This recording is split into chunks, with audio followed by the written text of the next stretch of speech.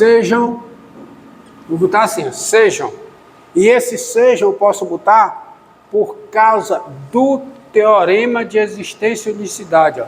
Sejam I contido em R, um intervalo aberto, com, e φ de R, uma solução maximal da equação diferencial com φ de x diferente de zero, qualquer que seja x pertencente aí. É porque eu estou aqui, ó, nesse ponto, eu tenho uma solução passando por esse ponto. E eu estou pegando uma solução maximal, à luz do teorema da existência e unicidade aplicada em ômega. Então o domínio tem que estar contido no intervalo zero mais infinito, ou menos infinito zero. E a φ tem que ser diferente de zero em todos os pontos, porque é uma solução que passa por aqui, aplicando o teorema de existência e unicidade nesse ômega. Então o domínio, não posso ter x igual a zero, porque eu não posso ter x igual a zero aqui. Então o intervalo de definição da solução maximal está todo contido no intervalo zero mais infinito aberto, ou no intervalo menos infinito zero aberto. E, como é uma solução aqui dentro, essa solução é diferente de zero em todos os pontos. Então, eu sei que tem, é o teorema de existência e unicidade. Então, sejam I contido em R, um intervalo aberto, com isso aqui, e φ de R, uma solução maximal. Tá certo? Com φ de x diferente de zero. Tem essa solução? Tem. E toda solução, aplicando aí, é dessa forma. Então você tem o seguinte, tens o que, ó? Φ' de x igual a quê? Raiz quadrada de x vezes φ de x, qualquer que seja x pertencente aí. Agora observe o seguinte, se o intervalo I está contido no intervalo zero mais infinito, observe uma coisa, quem é a φ? Se o I está contido nesse intervalo, então, você tem a seguinte coisa, φ' de x sobre φ de x é igual a quê? A raiz de x, qualquer que seja x pertencente aí. Isto é, a integral de 1 sobre φ de x vezes o quê? Raiz de φ de x. A integral de 1 sobre raiz de φ de x vezes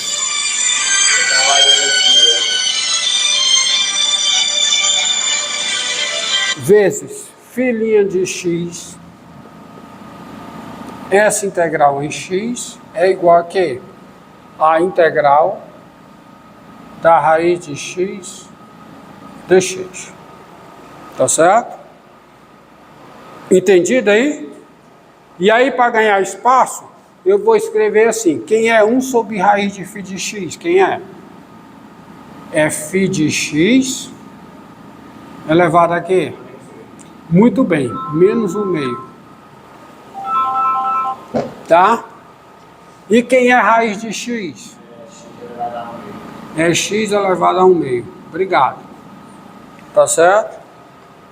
Logo, você vai ter o quê? Ó, é a integral de u elevado a menos 1/2 du.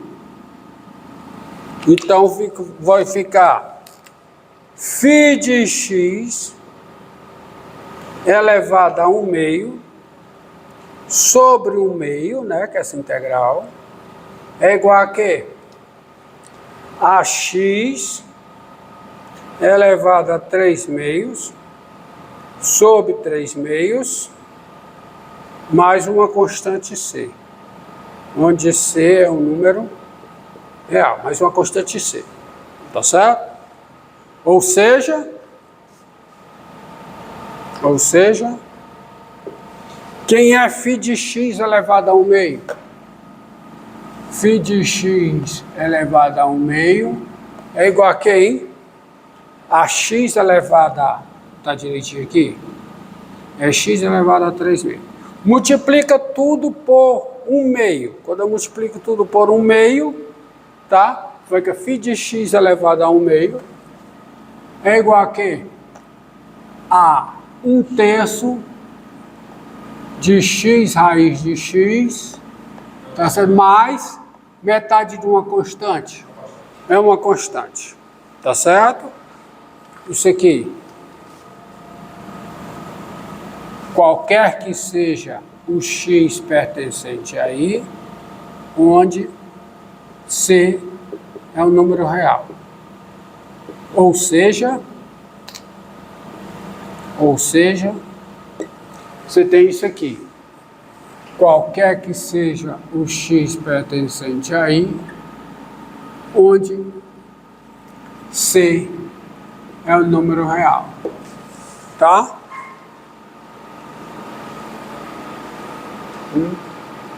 Assim, quem é φ de x? É 1/3 de x raiz de x mais c elevado ao quadrado, tá? Qualquer que seja o x pertencente aí, onde c é um número real. Então está aqui a φ, formato da φ, solução geral. Isso aqui é a solução geral, da equação diferencial, tá? É a solução da equação diferencial aplicada a esse domínio, restrita a esse domínio aqui, nessa região. Ali eu tenho todas as soluções que passam por pontos dessa região aqui. Pontos da forma o quê? De que forma? Da forma AB, onde A é positivo e B é positivo. Tá certo? Isso te dá, repare, que eu posso fazer x igual a 0 e continua sendo solução. É como se eu estendesse a solução até o bordo. Tá? Porque o domínio aqui, quem é o domínio maximal? Se eu estou fazendo à luz do teorema de existência da unicidade, quem vai ser o domínio maximal? Porque o intervalo considerando intervalo aberto, para ter a solução, para garantir que eu tenho, está aqui, ó. Então é dessa forma. E aí quando eu chego aqui, eu posso fazer o x igual a 0, não posso? Não posso? Então eu tenho as soluções, tá bom? O negócio é que quando eu faço x igual a 0, ó, olha que engraçado, olha que engraçado. Quando eu faço x igual a 0, variando C, tá certo? Variando C, todas essas soluções, variando C, eu tenho infinitas soluções da equação diferencial. E todas, quanto é o valor delas no zero? Quanto é? É C ao quadrado. Então eu tenho todas as soluções, tá certo? Que vão até x igual a 0. Então essas soluções que vêm aqui, elas se estendem até o bordo, tá? Mas eu estou, à luz do teorema de existência e unicidade, eu tenho a unicidade, mas eu não tenho a unicidade aqui no zero. Está aí a unicidade. Agora, Romildo, por que você separou se o I está contido aqui? Por um detalhe técnico. Eu preciso separar. Porque se o I está contido, tá? Se o I está contido,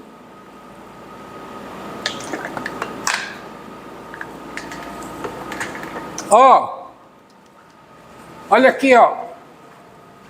Quando C é 0, quem é a φ? Quem é? É o nono de x ao quadrado vezes x. É o nono de x à terceira. Olha aqui, ó. Que está no intervalo aberto, mas se eu estender até a origem, ela vai tocar aqui. As outras não, só vem até aqui. Tá? Você está dizendo o seguinte, toda solução passando por um ponto aqui, toda solução, ela está definida aqui, mas ela se estende naturalmente até aqui.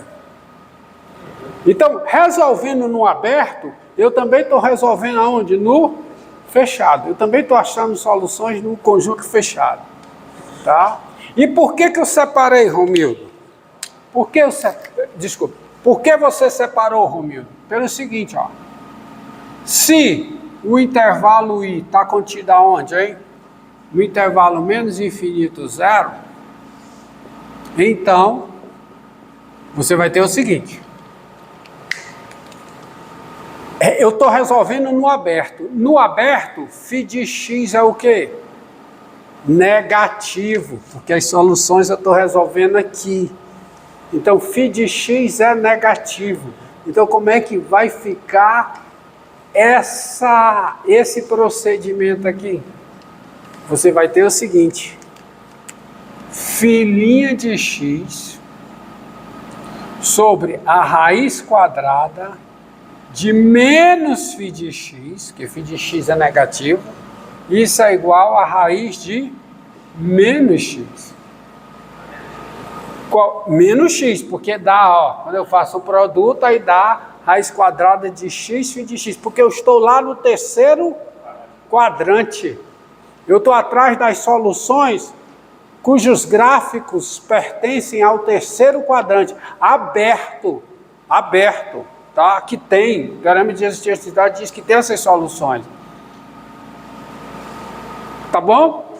Isto é, a integral, tá? De menos φ de x elevado a menos 1/2 vezes menos φ' de x dx, e como eu botei o menos aqui, boto o menos aqui fora, é igual a integral de menos x, menos o quê? Menos x elevado a 1/2, vezes menos 1 dx, aí como eu tenho menos 1, boto menos aqui fora. Para que eu fiz isso? Por que eu fiz isso? Para que aparecer, ó, U deu. E aqui? V dv. Tá? Então você tem isso aí. Tá? Logo tem uma vírgula. Logo você vai ter o quê? Menos, né, ó. Vai ficar o quê? Menos. Aí fica o quê? Fica menos o quê?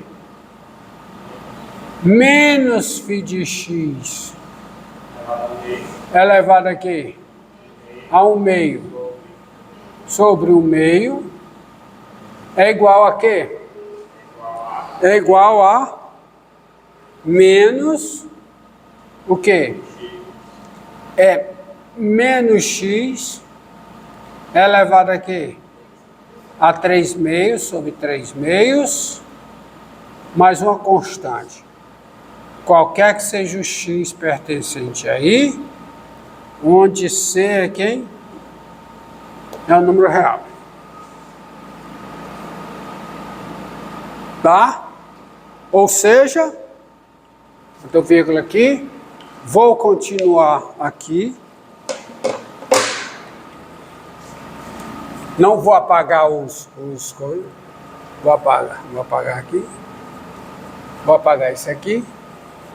Ou seja,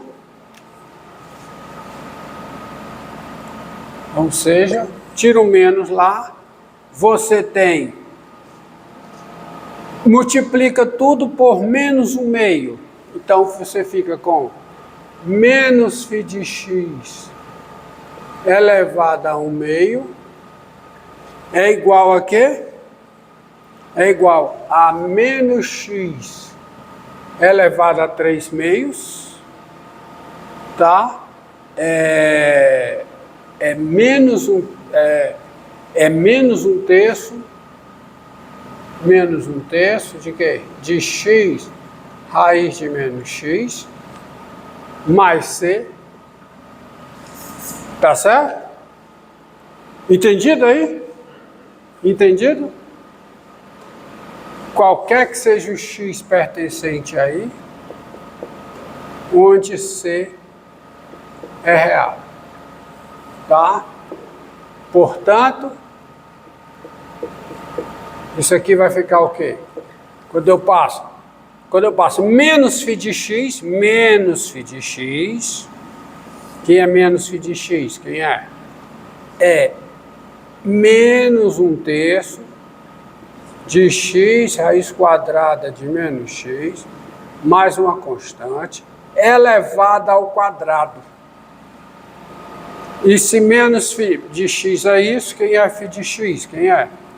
É menos isso. Isso aqui, qualquer que seja o x pertencente aí, onde c é um número real. Então, observe, eu tenho as soluções dessa forma, essas são as soluções da equação diferencial que passam por pontos aqui embaixo. São as soluções que passam por pontos aqui embaixo, tá? E eu posso estender o domínio a, tá aí, qualquer que seja x pertencente aí, esse i é aberto. Então vamos lá.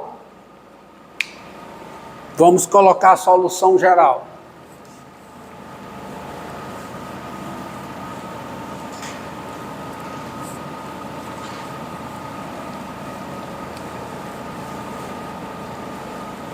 Tá?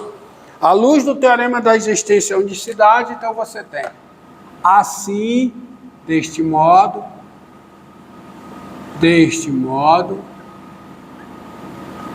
a solução geral psi é dada por psi de x igual a quê? Igual a quê? Igual a, tá? 1/3 de x raiz de x mais c ao quadrado. 1/3 de quem, hein?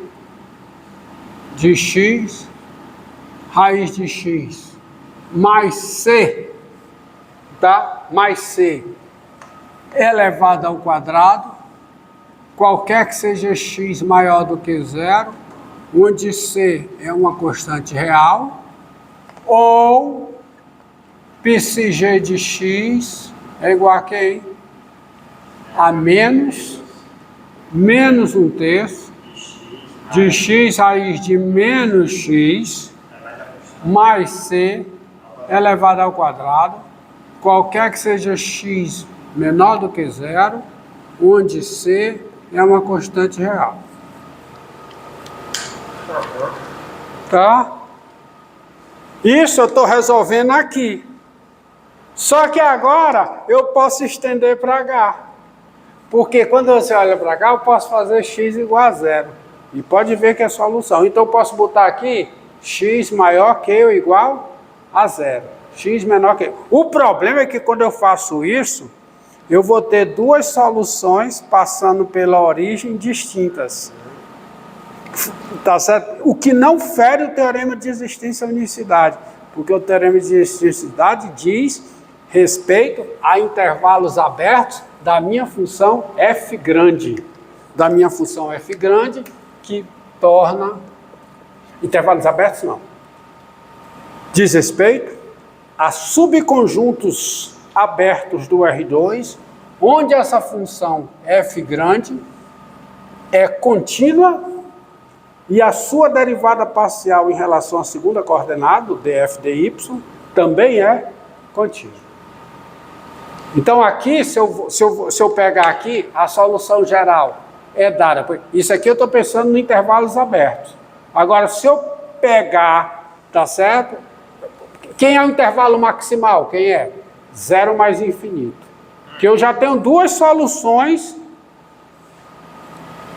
Veja bem, intervalo zero mais infinito. Agora, se eu for para o fechado, eu tenho uma função nula, intervalo fechado não, se eu for para o conjunto fechado, para o domínio da F grande, que é esse conjunto aqui, esqueça o negócio, eu não tenho intervalo, eu tenho na reta, né? Se eu pego o domínio da F como sendo esse conjunto aqui, então eu tenho a função nula passando por esse ponto, passando pela origem, que é a solução, que é a θ, e eu tenho o quê? A função 1/9 de x3. Né? 1/9 de...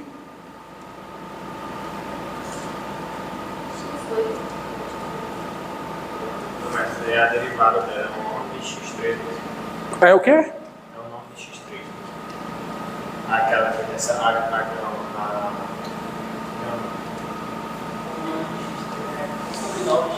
1/9x3. É porque quando aí você fazia a primeira derivada, você tinha... Exatamente, é o 9 de x3, que quando C é zero, ó, quando C é zero, desculpa, isso aqui está errado, porque isso aqui que está errado. Que besteira que eu fiz aqui. Um terço é dentro, ó. Olha aqui, ó. Um terço é dentro. Escrevi errado, não prestei atenção.